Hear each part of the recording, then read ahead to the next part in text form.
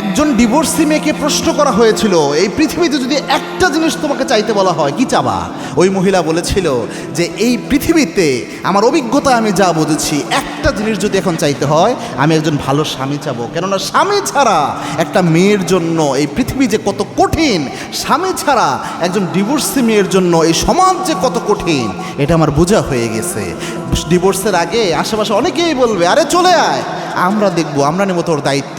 কিন্তু একটা বার যদি ডিভোর্সের দাগ সতীত্বে লেগে যায়, ওই নারীর মতো অসহায় কেউ হতে পারে না।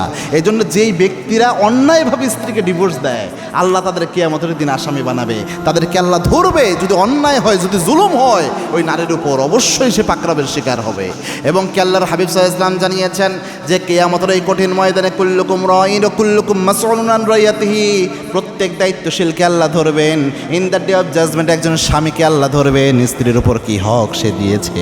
অন্যায়ভাবে যদি কোনো স্ত্রীকে সে ডিভোর্স দেয়, তালাক দিয়ে নিঃস্ব বানায়, এই স্বামীকে আল্লাহ আসামি বানাবেন। এবং আল্লাহর হাবিব সাল্লাল্লাহু আলাইহি ওয়াসাল্লাম জানিয়েছেন এই যে বিনা অপরাধে অন্যায় করে জুলুম করে কোনো নারীর মনে কষ্ট দিলে, এটাও কোনো স্ত্রীকে কষ্ট দেওয়া, আঘাত করা, এটাও জুলুমের শামিল। এবং এটার জন্য কিয়ামতের দিন ওই ব্যক্তি 1 ইঞ্চি তার পাকে নড়াতে পারবে না যতক্ষণ পর্যন্ত তার স্ত্রীর কাছে সে হিসাব দিবে না।